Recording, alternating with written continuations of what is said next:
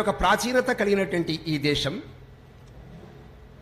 గ్రామాలుగా, నగరాలుగా, అడవులుగా ఆయా ప్రజలు అక్కడక్కడ జీవిస్తూ ఈ దేశం యొక్క సాంస్కృతికమైనటువంటి ఏకత్వాన్ని కాపాడుతూ వస్తున్నారు. మనం మాట్లాడుతున్నటువంటి విముక్త జాతులు, మనం మాట్లాడుతున్న సంచార జాతులు, మనం మాట్లాడుతున్నటువంటి అర్ధ సంచార జాతులు, ఇవన్నీ ఒకప్పుడు చాణక్యుడి యొక్క సలహా మేరకు చంద్రగుప్తుడు రాజ్యమేలినటువంటి కాలంలో శకులు, హునులు, బర్బరులు ఇలాంటి వాళ్ళు, విదేశీయులు, ఆక్రమణకారులు ఈ దేశానికి వచ్చినప్పుడు ఏ అర్ధ సంచారాల గురించి మాట్లాడుతున్నామో, ఏ సంచార జాతులు, విముక్త జాతుల గురించి మాట్లాడుతున్నామో వాళ్ళంతా మనందరి సరిహద్దుల్ని కాపాడుతున్నటువంటి నిజమైనటువంటి భారతీయ సంరక్షకులుగా ఈ దేశం వర్ధిల్లింది. ఎందుకంటే భారతీయ సరిహద్దులు, సీమలలో ఈ దేశం మీద ఆక్రమణ జరుగుతున్నప్పుడు ప్రథమంగా ప్రభావానికి గురైంది ఎవరు అంటే ఈ సంచార జాతులే. అడవుల్లో ఉండేటువంటి ఉత్పత్తులు అమ్ముకునే వాళ్ళు, అడవులో ఉండేటువంటి వివిధమైనటువంటి వనస్పతులను అమ్ముకునేటువంటి వాళ్ళు, అక్కడ ఉండేటువంటి కళలు, సాంస్కృతికమైనటువంటి విషయాలు అన్నిట్లో కూడా ప్రతిభావంతులై గ్రామాన ప్రచారం చేసేవాళ్ళు. 18 లక్షల సంవత్సరాల క్రితం ఈ దేశంలో ఉండేటువంటి సాంస్కృతికమైనటువంటి విషయాలన్నీ కూడా గ్రామాల్లో చెబుతూ కులమేదైనా, వర్గమేదైనా, భాష ఏదైనా మనందరం కలిసి ఉండాలనేటువంటి సమైక్యత చిహ్నంగా పాటుపడినటువంటి వాళ్ళు ఇలాంటి ఈ విముక్త సంచార, అర్ధ సంచార జాతులు ఇవన్నీ కీలకమైనటువంటి పాత్రని ఈ దేశంలో పోషించాయి. మరి వాళ్ళు ఎందుకు ఈ దేశంలో ఈ దశలో వాళ్ళు ఉన్నారు? ఒకప్పుడు మొఘలుడు ఈ దేశానికి దండయాత్రకు వచ్చినప్పుడు ఈ దేశంలో రాణా ప్రతాప్ వెంట ఉండి, శివాజీ వెంట ఉండి, గురు గోవింద్ సింగ్ వెంట ఉండి పోరాటం చేసి ఈ దేశాన్ని కాపాడారు వాళ్ళంతా.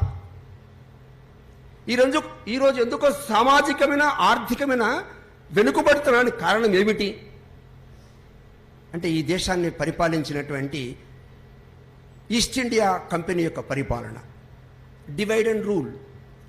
ఈ దేశాన్ని ఆక్రమణ చేసుకోవాలంటే ఈ దేశంలో ప్రజల్ని విభజించాలి. ఈ దేశంలో ఎవరైతే యోధులో, శూరులో, వీరులో, కళా ప్రతిభ సంపన్నులో, ఎవరైతే సమాజంలో గ్రామాన తిరుగుతూ తమ యొక్క ఉత్పత్తులను అమ్ముకుంటూ సమాచారంతో పాటు ఉత్పత్తులను కూడా చేరవేయగలిగేటువంటి ఎవరైతే నిపుణులో, ప్రతిభావంతులో, వీళ్ళందరినీ ఏర్చి కూర్చి వీళ్ళందరినీ దెబ్బతీసి వీళ్ళ యొక్క సామాజికమైన, ఆర్థికమైనటువంటి వ్యవస్థల్ని విధ్వంసం చేస్తే తప్ప ఈ దేశం మన చేతులకి రాదు అని సంకల్పించి ఈ దేశంలో ఉండేటువంటి ముక్త జాతుల్ని, అర్ధ సంచార జాతుల్ని, సంచార జాతుల్ని అడవుల్లో నుంచి వెళ్ళగొట్టి దేశంలో ఉండేటువంటి అన్ని భాగాల్లోకి పరిగెత్తించేటువంటి పద్ధతుల్లో వ్యవస్థల్ని, చట్టాన్ని రూపుదిద్దినటువంటి ఒక నిరంకుశమైనటువంటి ప్రభుత్వము, విధ్వంసకరణ ప్రభుత్వము ఆంగ్లేయులు పనిచేశారు. మనం వింటున్నటువంటి ఆర్య ద్రావిడ అనేటువంటి సిద్ధాంతం పేరుతో దేశంలో ఉండేటువంటి ఆర్యులు బయట నుంచి వచ్చారు, ఇక్కడ ఉండేటువంటి ద్రావిడుని తరిమి కొట్టారేటువంటి సిద్ధాంతంతో ఇక్కడ ఉండేటువంటి సంచార, అర్ధ సంచార, విముక్త జాతులన్నింటినీ కూడా ఈ దేశంలో ఉండే విభిన్న వర్గాల మీదకి ఒక వ్యతిరేకతని, ఒక విప్లవాన్ని లేవదీసే పద్ధతిలో విభజన రేఖని గీశారు ఈ దేశంలో. ఇటువంటి ఒక సామాజికమైనటువంటి నేపథ్యం కలిగి దేశానికి స్వాతంత్రం రాకముందే 1857 ప్రథమ స్వతంత్ర పోరాటం. ప్రథమ స్వతంత్రం పోరాటం అనగానే మనకు ఝాన్సీ లక్ష్మి, తాంత్యాతో ఇలాంటి వాళ్ళు వినిపిస్తుంటారు. కానీ చాలా మందికి తెలియదు 1857 కంటే ముందు 1756 నుంచి 1856 వరకు ఈ దేశానికి వచ్చినటువంటి ఆంగ్లేయులతో పాటు, మొఘలులతో పాటు గ్రామాల్లో అలాగే అడవుల్లో ఉండి ఒక విప్లవ పోరాట పంథాన్ని ఎదుర్కొంటూ యోధులుగా, శూరులుగా ఈ దేశాన్ని కాపాడింది ఎవరు అంటే సంచార జాతులే. ఈ దేశంలో 1857 యొక్క ప్రథమ స్వతంత్ర పోరాటం యొక్క పునాది ఎవరు వేశారు అంటే సంచార జాతులే. ఇవన్నీ గమనించినటువంటి 1857 ప్రథమ స్వతంత్ర పోరాటం విఫలమైన తర్వాత ఆంగ్లేయులు మొట్టమొదటి ఒక విధ్వంసకరమైనటువంటి చట్టాన్ని దేశంలో తీసుకొచ్చారు. అదే 1871 నేరస్తుల చట్టం. ఏమిటి చట్టం అంటే మనిషి పుట్టగానే నేరస్తుడు, ఎప్పటి వరకు నేరస్తుడు? చచ్చిపోయేంత వరకు నేరస్తుడే. ఈ దేశంలో ఉండేటువంటి ఒక 250 సంచార జాతుల్ని గుర్తించారు.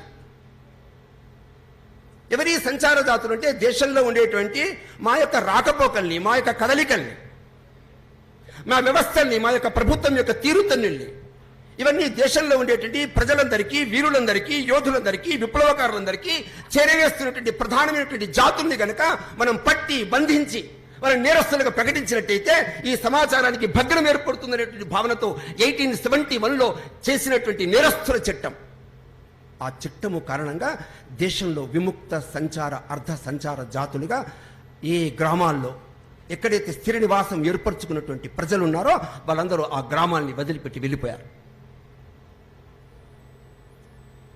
పేర్లు తెలియకుండా వేషాలు మార్చుకుంటూ వివిధ వేషాలతో, వివిధ రూపాలతో దేశమంతా తిరగడం ప్రారంభించారు.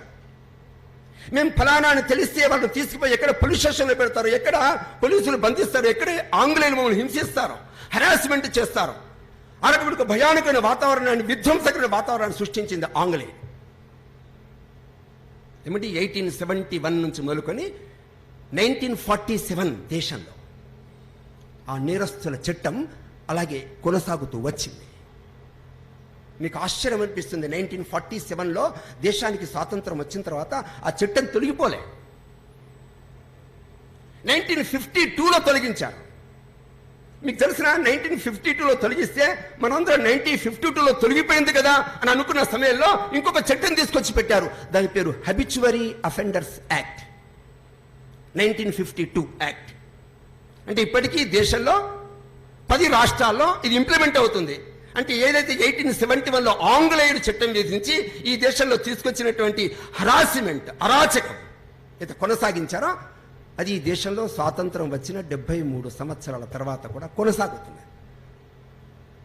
ఎంత ఆశ్చర్యకరమైన విషయం చూడండి. దేశంలో మన ప్రజలు, మన సంస్కృతి ప్రచారకులు, మన ధర్మ పరిరక్షకులు, మన సరిహద్దుల్ని, సీమల్ని రక్షించేటువంటి వాళ్ళు, యోధులుగా పేరు పొందినటువంటి వాళ్ళు, 1857 ప్రథమ స్వతంత్ర పోరాటానికి పునాది వేసినటువంటి వాళ్ళు, మన అక్కలు, మన చెల్లెలు, మన సోదరులు ఇవాళ అన్నాడులే, ఓటు కార్డు లేక, బర్త్ సర్టిఫికెట్ లేక, కులం సర్టిఫికెట్ లేక, సామాన్యమైన మౌలిక వసతులు లేక 73 సంవత్సరాల తర్వాత కూడా ఆ దేశంలో పోలీస్ స్టేషన్కి వెళ్దామంటే పోలీసులు వస్తే, ఇప్పుడు తెల్ల డ్రెస్ వేసుకున్నటువంటి ఒక వ్యక్తి వాళ్ళ బస్తీలకు వస్తే భయపడి పారిపోయేటువంటి ఒక భయానకమైన వాతావరణం ఈ 73 సంవత్సరాల తర్వాత ఎందుకు ఉంది? ఇది ఆలోచించాలి సమాజంలో. ఇవన్నీ నేను నేపథ్యం ఎందుకు చెప్తున్నాను అంటే అర్ధ సంచార, సంచార విముక్త జాతులు ఒకటేసారి పుట్టుకురాలే. వీళ్ళకి వెనక ఒక నేపథ్యంలో వీళ్ళ వెనుక యొక్క చారిత్రకత ఉంది, వీళ్ళ వెనుక నిపుణత ఉంది, వీళ్ళ వెనుక కళా కౌశలం ఉంది. వీళ్ళ సమాజాన్ని శాసించి సమాజాన్ని నేతృత్వం వహించగలిగినటువంటి శక్తులు ఉన్నాయి. మీకు తెలిసిన ఈ విముక్త అర్ధ సంచార జాతుల సంఖ్య ఎంత దేశంలో? 14 కోట్లు. మామూలు సంఖ్య కాదు. ఈ 14 కోట్ల మంది అవేర్నెస్, జాగృతి పొంది దేశానికి నాయకత్వం వహిస్తే, ఈ దేశాన్ని నేతృత్వం వహిస్తే భారతదేశం సురక్షితంగా ఉండడంలో అతిశయోక్తి లేదు. అలాంటి స్థానాన్ని వాళ్ళ సమాజంలో తీసుకురావాల్సినటువంటి బాధ్యత ఇవాళ మన యొక్క కార్యకర్తలపైన. అందుకే రాబోయేటువంటి ఈ దశాబ్దంలో, రాబోయేటువంటి శతాబ్దము ఎవరిది అంటే మనదే, భారతీయ శతాబ్దం. అయితే ప్రశ్న ఏంటంటే ఈ బీజేపీ గవర్నమెంట్ ఏం చేస్తుందండి దీనికి? ఇది ఒక మతతత్వ గవర్నమెంట్ కదా. బట్ ఈ మతతత్వ గవర్నమెంట్ చేసేది ఏముంది? అదే నేను చెప్తున్నాను ఈరోజున. మధ్యప్రదేశ్లో బీజేపీ గవర్నమెంట్ వచ్చింది. ఏం చేసింది అర్ధ సంచార విముక్త జాతులకి? ఆగస్టు 31, 2021లో సర్క్యులర్ జారీ చేశారు. ఆ సర్క్యులర్ జారీ చేసినటువంటి విషయాలు చెప్తాను ఏమేం చేశారు. సంచార జాతుల్లో ఉండేటువంటి వాళ్ళు ఆట రంగంలో, క్రీడల్లో ఎవరైతే ప్రతిభావంతులు ఉంటారో వాళ్లకు శిక్షణ ఇవ్వడం కోసం ఆర్డర్ జారీ చేయబడింది. 31 ఆగస్టు మధ్యప్రదేశ్ ప్రభుత్వం అధికారికంగా విముక్త దినోత్సవాన్ని జరుపుకోవడం కోసం ఆర్డర్ జారీ చేయబడింది. రాబోయేటువంటి ప్రతి ప్రభుత్వం యొక్క అధికారాల్లో, ఉద్యోగాల్లో ఆ ఉద్యోగాల్ని భర్తీ చేయడానికి ప్రత్యేకమైనటువంటి పరీక్ష రాయడం కోసం, వాళ్ళకి శిక్షణ ఇవ్వడం కోసం ఆర్డర్ జారీ చేయబడింది. సంచార జాతులు వందల వేల సంవత్సరాలుగా వాళ్ళ యొక్క తాతలు, వాళ్ళ ముత్తాతలు, యోధులు ఇలాంటి వాళ్ళ యొక్క సంస్కృతి సంప్రదాయాలు అయితే వారసత్వంగా వస్తున్నాయో అలాంటి వారసత్వ సంస్కృతి సంప్రదాయాలన్నీ కూడా ఒక దగ్గర ఉంచడం కోసం ఒక మ్యూజియం తయారు చేయాలి అనే ఆర్డర్ జారీ చేయబడింది. ఈ సంచారోచేతుల యొక్క వికాసం కోసం, అభివృద్ధి కోసం, వాళ్ళ పరిస్థితుల కోసం గాను మొత్తం మధ్యప్రదేశ్లో ఉండేటువంటి ప్రతి జిల్లాలో ఒక కమిటీ కలెక్టర్ యొక్క ఆధ్వర్యంలో ఉండాలి అని నిర్ణయించబడింది. విముక్త సంచార అర్ధ సంచార జాతుల యొక్క కార్మికులకి, చిన్న వ్యాపారులకి ప్రత్యేక గుర్తింపు కార్డులు ఇవ్వాలని నిర్ణయించడం జరిగింది. ఎవరైతే కళా ప్రతిభల్ని పెంపొందించే వాళ్ళు ఉన్నారో ఉద్యోగాలు ఇవ్వడం కోసం వాళ్ళని ఐటీఐ మాధ్యమంగా వాళ్ళకి ఈ జాతులకి ప్రత్యేక వ్యవస్థ చేయడం కోసం ఆర్డర్ జారీ చేయబడింది. సంచార జాతుల పిల్లలు ఉన్నత విద్య కోసం అయ్యేటువంటి ఖర్చు మొత్తం మధ్యప్రదేశ్ ప్రభుత్వం భరిస్తుంది. ఉన్నత విద్య మొత్తం కూడా. కొన్ని కులాలు నిరంతరం తిరుగుతుంటాయి, సంచారం చేస్తుంటాయి. అలాంటి సంచారం చేస్తున్నటువంటి జాతులు మొదట ఏ జాతి ఏ ఊర్లోనైతే ఉందో ఆ ఊర్లో ఆ పిల్లలకు అడ్మిషన్ ఉందో, ఒక సంచార జాతులుగా ఆయా గ్రామాల్లో తిరుగుతున్నప్పుడు మొదట ఏ బడిలో ఏ స్కూల్లో అడ్మిషన్ తీసుకున్నారో అదే అడ్మిషన్ అన్ని స్కూళ్ళకి వర్తిస్తుంది. మధ్యప్రదేశ్లో ఉండేటువంటి 3 స్కూల్స్ సర్వోదయ, జ్ఞానోదయ, ఏకలవ్య ఇలాంటి విద్యాలయాల్లో సంచార జాతుల పిల్లలకి సీట్లు రిజర్వేషన్ ఇవ్వబడ్డాయి. సంచార జాతులకి ప్రత్యేక రుణ సదుపాయాలు ఇవ్వాలని చెప్పేసి బ్యాంకులకు ఆర్డర్ ఇవ్వబడింది. నేరము చేస్తే ఏమంటే నేరం అందరు చేస్తారు, అది కులంతో సంబంధం లేదు. ప్రతివాడు నేరం చేస్తాడు, ప్రతివాడు ఏదో పొరపాటు చేస్తాడు. కానీ నేరము చేస్తే నేరస్తుడి పేరు మాత్రమే రాయాలి, కులము పేరు ఇక్కడ నుండి రాయకూడదని చెప్పేసి మధ్యప్రదేశం చెప్పేసింది. సంచార జాతుల యొక్క అమ్మలు, అక్కలు, చెల్లెల కోసం ప్రత్యేక స్వయం సహాయత గ్రూపులు ఏర్పాటు చేసి సొంతంగా ఉద్యోగాలు సంపాదించడం కోసం రుణ సదుపాయాలు కేవలం మహిళల కోసమే ఇవ్వాలనేటువంటి నిర్ణయం తీసుకోబడింది. ప్రధానమంత్రి ఆవాస యోజన అందరి కోసం, కానీ విముక్త అర్ధ సంచార జాతుల కోసం ప్రత్యేకంగా ఎన్ని ఇళ్ళు ఏ కుటుంబాలకు ఇవ్వబడాలో అది నిర్ణయించబడింది. ఒకటి ముఖ్యమంత్రి పేరుతో 2021లో ఆగస్టు 31వ తేదీన 732, 752, 754 నుంచి మొదలుకొని 766 నేను నెంబర్లు చెప్తున్నాను. ఇవన్నీ సర్క్యులర్స్ జారీ చేసి ప్రభుత్వం అంటే ఏంటో, సంచార జాతుల పట్ల నిబద్ధత ఏంటో ప్రకటించుకున్నటువంటి.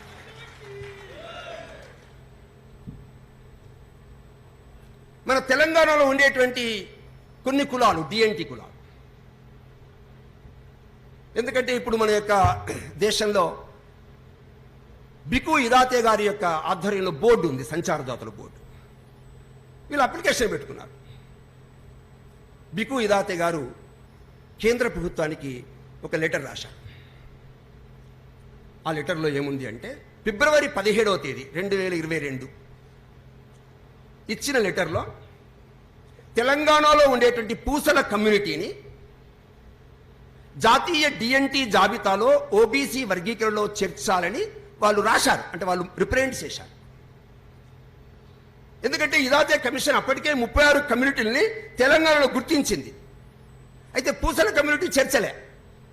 కాబట్టి ఈ సందర్భంలో నవంబర్ 29వ తేదీ 2019 రోజున retired justice Rohini, chairman commission to sub కేటగిరీస్లో ఉండేటువంటి అదర్ బ్యాక్వర్డ్ క్లాస్కి చెందినటువంటి ఆమెకి నివేదించింది ఏమనగా, పూసలతో పాటు పూసల కమ్యూనిటీతో పాటు 6 కమ్యూనిటీలని ఇందులో చేర్చాలి. నేను తెలంగాణ పర్యటన తర్వాత పరిశీలించిన తర్వాత ఇది నిజమని చెప్తున్నాను. ఒకటి మేదరి మహేంద్ర, రెండవది వాల్మీకి బోయ, రెండవది సిక్కలఘర్, ఫకీరు, సిద్ధు, వడ్డెరలని జాతీయమైనటువంటి వ్యవస్థలో చేర్చాలని చెప్పేసి ఆ విధంగా చెప్పబడింది. అది అందినట్లుగా కేంద్ర ప్రభుత్వం అక్నాలెడ్జ్మెంట్ ఇచ్చింది. నేను ఎందుకు చెప్తున్నాను అంటే 2014 దేశంలో ఒక చారిత్రాత్మక ఘట్టంలో ప్రవేశించాం. నేను ఇందాక చెప్పాను, ఎవరి కోసం కాలం ఆగదు. నరేంద్ర మోడీ గారు ఒక సంకల్పం తీసుకున్నారు దేశంలో. దేశం అంటే భూమి. భూమి అంటే కేవలం భూమి కాదు, భూమిలో నివసించేటువంటి ప్రజలంటే భిన్నమైనటువంటి కులాలు. దేశంలో 3500 కులాలు. ఇంకా లెక్కించినటువంటి చిన్న చిన్న జనాభా చూసుకుంటే ఒక 10,000 కులాలు దేశంలో. కానీ భిన్నమైనటువంటి ఈ కులాల మధ్య, వ్యక్తుల మధ్య సంబంధాలు, ఆ సంబంధాలు ఎవరితో సంబంధాలు? భూమితో సంబంధాలు. కాబట్టి ఈ భూమి, భారతదేశం ప్రపంచంలో ఒక ఉన్నతమైనటువంటి దేశంగా, ఒక సుపీరియర్ దేశంగా ప్రపంచంలో నిలవాలంటే దేశంలో ఉండేటువంటి 10 కోట్ల మంది, అలాగే బీసీ వర్గాలు ఇవన్నీ తీసుకున్నట్టయితే ఒక 30 కోట్ల మంది ప్రజలు ఈ దేశంలో తామున్నటువంటి స్థానం నుంచి కొంచెం ఎదిగి ఆర్థిక, సామాజిక, రాజకీయ, సాంస్కృతిక వికాసం జరిగితే సూపర్ పవర్ మన భారతదేశం. ఇది నరేంద్ర మోడీ ప్రభుత్వం నిర్ణయం తీసుకుంది, మనసులో సంకల్పం చేసుకుని దేశంలో మొట్టమొదటిసారిగా ఒక కమిషన్ ఏర్పాటు చేశారు. నేను మొట్టమొదటిసారిగా అని ఎందుకంటున్నానంటే, ఇదాతే కమిషన్ వేయకముందు రేణుకే కమిషన్ ఉండేది, బాలకృష్ణ రేణుకే కమిషన్. చాలామంది మాట్లాడుతుంటారు, మనం మాట్లాడుతున్నప్పుడు, మనతో చర్చిస్తున్నప్పుడు, ఏమంటే బాలకృష్ణ రేణుకే కమిషన్ చూసారా, అది సమగ్రమైన సర్వే అండి, ఈ బీజేపీ గవర్నమెంట్ వేసినటువంటి ఇదాతే కమిషన్ ఇది సమగ్రం కాదండి అని అంటుంటారు. చాలా మందికి విషయం తెలియదు ఏంటంటే, ఏ బాలకృష్ణ కమిషన్ వేశారో ఆ కమిషను దేశంలో ఉండేటువంటి 11 రాష్ట్రాలు పర్యటించి ఏవైతే రికమెండేషన్స్ చేసిందో, ఏ ప్రభుత్వం ఏ రేణుకే కమిషన్ నియమించిందో ఆ రేణుకే కమిషన్ యొక్క రిపోర్టుని చెత్తబుట్ట దాఖలు చేసి, అంటే తానే కమిషన్ వేసింది, ఆ కమిషన్ రిపోర్టును ఆ ప్రభుత్వమే పట్టించుకోక పక్కన వేస్తే, అంటే 2006లో రేణుకే కమిషన్ స్టార్ట్ అయితే ఏమంటే 2014 వరకు దాన్ని పక్కకు చూడలే. 2014లో నరేంద్ర జాదవ్ ప్రణాళిక సంఘం యొక్క సభ్యుడు చెప్పాడు, ఈ కమిషన్ యొక్క విషయాలు ఏవైతున్నాయో ఇవన్నీ బుట్టలోకి వెళ్ళిపోయినాయి, బుట్ట దాఖలైపోయినాయి, కాబట్టి కొత్త కమిషన్ కావాలి అని రాస్తే ఆ గజెట్ను ఆధారం చేసుకుని 2014లో దాదా ఇదాతే పేరుతో కమిషన్ స్టార్ట్ చేశారు నరేంద్ర మోడీ. మనం విషయం ఆలోచించాలి. ప్రతిసారి బాలకృష్ణ రేణుకే అనేసరికి మనవాడు సరిగ్గా చేస్తున్నాడు, తిరిగినట్టున్నాడు అని చెప్పేసి అనిపిస్తున్నది మనకి. కాబట్టి బాలకృష్ణ రేణుకే పేరు చెప్పి సమాజంలో ఈ రకమైనటువంటి భిన్నాభిప్రాయాల్ని, తమ యొక్క వాదాల్ని చెప్పడం కోసం ప్రయత్నం చేస్తున్నారు. బాలకృష్ణ రేణుకే సూచించినటువంటి రికమెండేషన్ తప్పు కాదు, ఆయన 11 రాష్ట్రాలు తిరిగారు.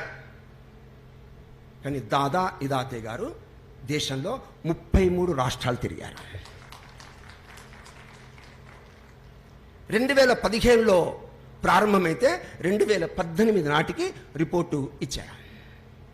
ఏమంటే చాలామంది కమిషన్స్ చేస్తారు, చాలామంది రిపోర్ట్లు ఇస్తారు, చాలామంది 1-2 అవి చేస్తారు.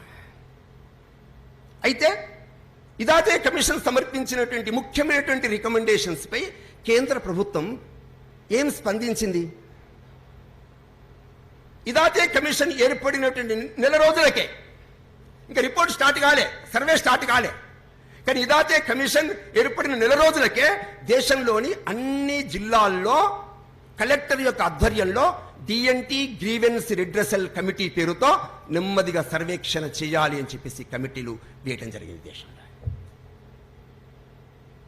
ఇదాతే కమిషన్, ఇదాతే గారు పర్యటన ప్రారంభం కాలే, కానీ ప్రారంభం కాకపోతే అన్ని జిల్లా యొక్క కలెక్టర్లకు ఆర్డర్ ఇవ్వబడింది, ఈ కమిటీ ప్రారంభం కావాలి, ఈ కమిటీ యొక్క చర్యలు ప్రారంభం కావాలి, ఇదాతే కమిషన్ వచ్చేటప్పటికి అన్ని విషయాలు సమగ్రంగా చెప్పాలి.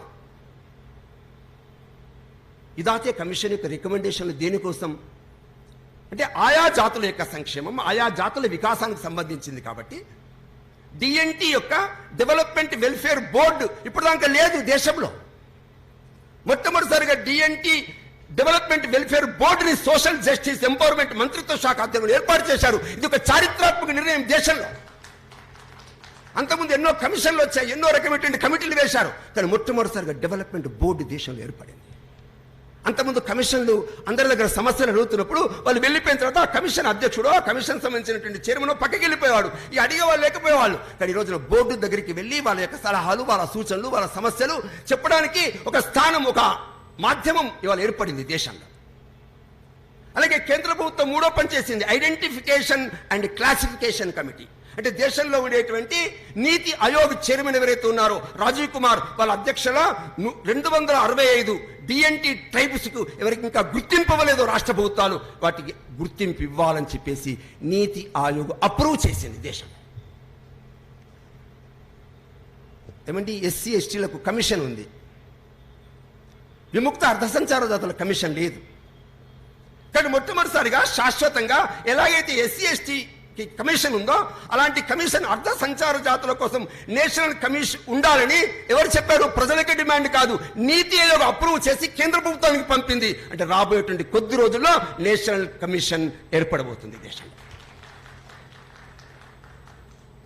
నేను ఇందాక ప్రారంభంలో చెప్పాను మీకు, 1871 ద క్రిమినల్ ట్రైబ్స్ యాక్ట్ 1952లో తొలగించి హ్యాబిచువల్ అయితే అఫెండర్స్ యాక్ట్ కొనసాగుతున్నదో అలాంటి 10 రాష్ట్రాల్లో ఆ చట్టాన్ని తీసేసి రద్దు చేయడం కోసం ప్రతిపాదన ఇవ్వబడింది.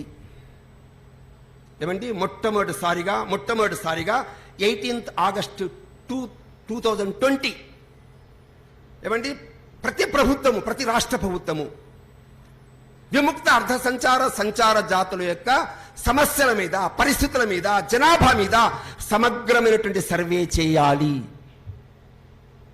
ఎప్పుడు చెప్పారండి? 2020. ఆ లెటర్ ఎప్పుడు పంపించారు? 18th August. ఏమండి, మన ప్రభుత్వం కూడా వచ్చి ఉంటుంది కదా, మన తెలంగాణ ప్రభుత్వానికి కూడా 18th 2020 ఆ లెటర్ వచ్చి ఉంటుంది కదా. ఇప్పుడు ఎన్నో సంవత్సరం నడుస్తుంది? 2022 నడుస్తుంది. మరి ఎందుకు చేయలే? ఎందుకు చేస్తలేరు? మీకు ఇంకొక విషయం తెలిసిన, కేంద్ర ప్రభుత్వం చెప్పింది మీరు ఒక్క పైసా భరించాల్సిన అవసరం లేదు, కేంద్ర ప్రభుత్వం ఆ సర్వే సంబంధించిన అన్ని ఖర్చులు తానే భరిస్తా అని చెప్పిందండి. ఏమండి, ఇదాతే కమిషన్ నివేదిక సమర్పణ తర్వాత doctor Babasaheb pre matric scholarship ప్రారంభమైంది. నానాజీ దేశ్ముఖ్ హాస్టల్ స్కీమ్ ప్రారంభమైంది. ఇప్పటి వరకు తగినంత నిధులు లేకుండే, ఇప్పుడు తగినంత నిధులు మంజూరు చేశారు. ఇప్పటి వరకు అబ్రాడ్ వెళ్ళాలంటే, విదేశాలకు వెళ్ళాలంటే కేవలం ఎస్సీలకు మాత్రమే అవకాశం ఉండేది. ఇవాళ ఇప్పటి వరకు ఎస్సీ విద్యార్థులతో పాటు ఇవాళ ఆర్థిక సహకారం ఇవ్వడం కోసం ఇవాళ అర్ధ సంచార విముక్త జాతులకి 6 సీట్లు కేటాయించబడ్డాయి. ఇవాళ మొట్టమొదటిసారిగా దేశ చరిత్రలో 75 సంవత్సరాల యొక్క ఈ ఆజాదీక ప్రభుత్వం అనుకుంటున్నాం కదా, అలాంటి ఈ స్థితిలో ఈసారి కేంద్ర బడ్జెట్లో 5 రకాల పథకాలని ఇంక్లూడ్ చేశారు మొట్టమొదటిసారిగా బడ్జెట్లో.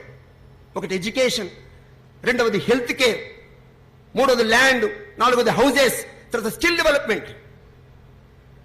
ఏమండి, ఇదాతే కమిషన్ రిపోర్ట్ సమర్పణ నరేంద్ర మోడీ ప్రభుత్వం తగు చర్యలు తీసుకుంటున్నటువంటి కారణంగా దేశంలో ఈ రోజున ఒక ఆశావహ వాతావరణం దేశంలో నెలకొన్నది.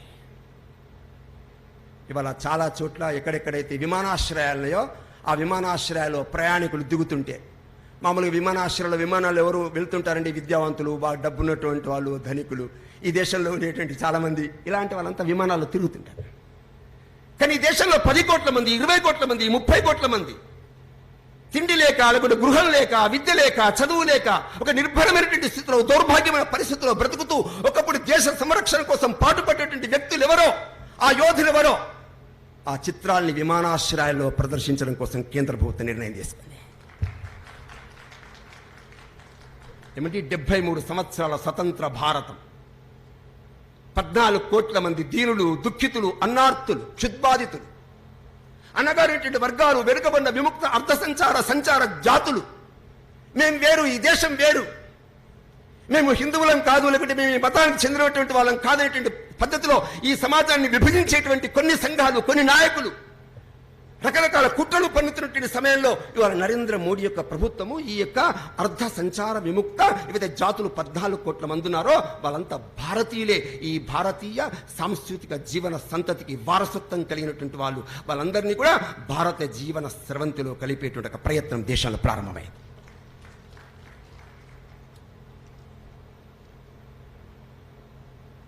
(1953-55) మొదటి కమిటీ వేశారు, కాలేల్కర్ కమిటీ.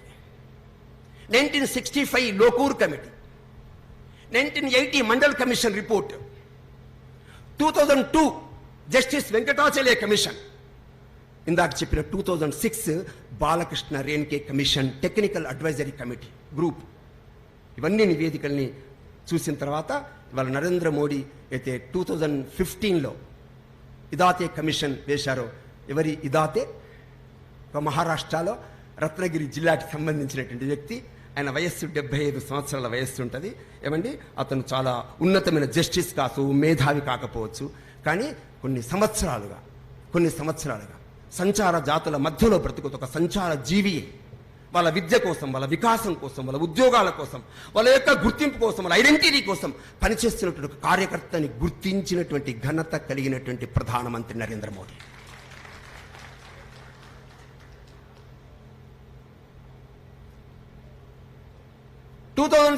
జనవరి 5న దాదా ఇదాతే నేతృత్వంలో కమిషన్ ఏర్పడితే 2018 జనవరి 8న ఇదాతే కమిషన్ రిపోర్ట్ ఇచ్చేసింది. దేశంలోని 36 రాష్ట్రాలు 1658 డిఎన్టీసీని జాతీయ స్థాయిలో చూపింది. ఏమండి, 1658 డిఎన్టీ గ్రూపులు ఉన్నాయి దేశం. అక్కడక్కడ ఆ రాష్ట్రపూతలు కొన్ని గుర్తించాయి. ఇంకా గుర్తింపు పొందినటువంటి గ్రూపులు ఏంటి, అవి కూడా సంఖ్య తేల్చారు. 265 కమ్యూనిటీలు ఇంకా వర్గీకరణ పొందలేక, గుర్తింపు లేక దీన దుర్భర పరిస్థితుల్లో బ్రతుకుతున్నారు. పేదలు అంటే అతి పేదలు, దారిద్ర్యం అంటే అతి దారిద్రము, అలా జీవించేటువంటి వ్యక్తుల్ని గుర్తించి వాళ్ళ కోసం రికమెండేషన్స్ చేశారు. ఆ రికమెండేషన్స్లో భాగంగానే ఒక 20 రికమెండేషన్స్, ఆ రిపోర్ట్లు మీరు మామూలుగా మీరు గూగుల్ సెర్చ్ చేస్తే అందులో కనిపిస్తుంది. ఏమండి, అర్ధ సంచార విముక్త సంచార జాతులు ఎవరండి వీళ్ళంతా? ఎవరు ఎక్కడా కనిపిస్తారు వీళ్ళంతా? ఏమంటే ఒక ఎస్సీల పేరుతో ఒక 5 కులాలు 10 కులాల్ని కలపడం చాలా ఈజీ, సులభం. కానీ దేశంలో ఉండేటువంటి 70 కులాలు 80 కులాలు 100 కులాలు వీటన్నిటికీ సంచార జాతుల యొక్క సంఘము పెట్టి వీరందరినీ కలపడం అంత సులభం కాదు. వీళ్ళ ఐక్యత తీసుకురావడం చాలా కష్టం.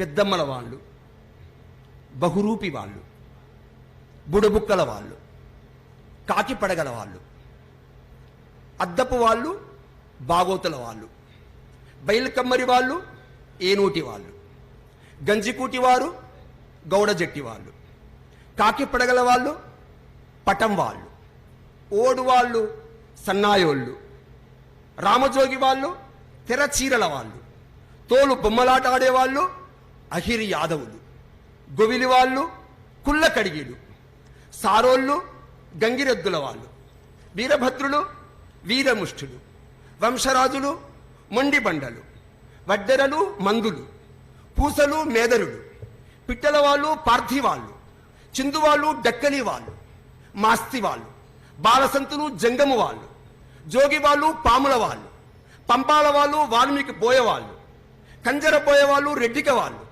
యాట వాళ్ళు, పరికి ముగ్గుల వాళ్ళు, కైకాడి వాళ్ళు, కూన పులి వాళ్ళు, జోషి నంది వాళ్ళు, రాజన్నల వాళ్ళు, గోత్రాల వాళ్ళు, పట్ల వాళ్ళు, ఆర్య మరాఠీ వాళ్ళు, బొమ్మల ఆట వాళ్ళు, సురభి నాటకాల వాళ్ళు, మరాఠీ వాళ్ళు, ఏమండి భట్రాజుల వాళ్ళు, పకీర్లు, అత్తరు సాయిబులు, బేడ బుడగ జంగం వాళ్ళు, దుమ్మరి వాళ్ళు, ఒలియ దాసరి వాళ్ళు, రెల్లి వాళ్ళు, గోసంగి వాళ్ళు, ఎరుకల వాళ్ళు, నక్కలి వాళ్ళు, యానాది వాళ్ళ పేర్లతో విభజితమైనటువంటి ఈ కులాలందరినీ కలిపి ఆర్థిక సామాజిక స్థాయిలో నిలబెట్టే ఒక ప్రయత్నం చేస్తున్న ఘనత కలిగినటువంటి ప్రభుత్వం నరేంద్ర మోడీ ప్రభుత్వం.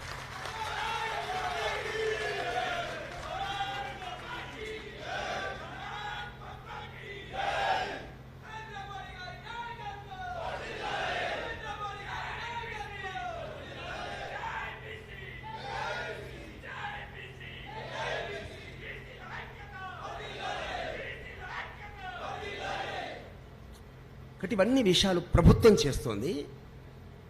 ప్రభుత్వం ఇటువంటి ఘనమైనటువంటి కార్యక్రమాలు చేస్తున్నప్పుడు ఆ సమాచారాన్ని ఎవరు చేరదీయాలి, ఎవరు చేరవేయాలి?